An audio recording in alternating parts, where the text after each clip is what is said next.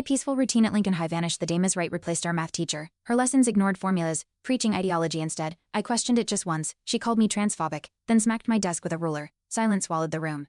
My hands shook. That symbol of order cracked trust. 2 weeks later she was gone, but her echo lived in every hallway whisper. Before it all spiraled, I actually liked school. Math was my escape, clean, logical. When Ms. Wright first arrived, I was hopeful. She dressed sharp, spoke with confidence, but her first lesson had nothing to do with algebra. It was about identity politics. I thought maybe it was an intro, a one-time thing. Days passed, and math never came. My notebook stayed closed. I started dreading class.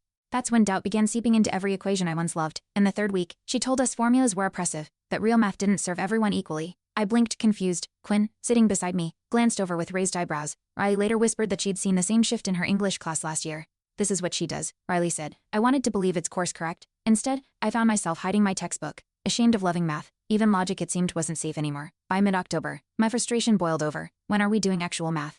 I asked. Her face hardened. Jordan, your tone is hostile. She slammed the ruler down, the crack silencing everyone. I didn't back down. Riley reached for my hand under the desk. Later, Quinn nudged me. He'd recorded it. I hadn't realized how loud my voice sounded in that clip.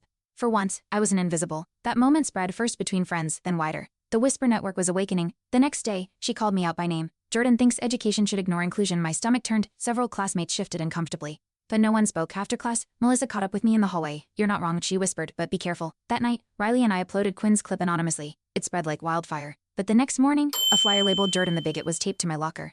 The battle lines were being drawn. Ms. Wright stopped teaching entirely. Instead, she started hosting discussion circles. We sat in silence as she asked loaded questions. Who here feels oppressed by STEM? Nobody raised their hand, but the tension was thick.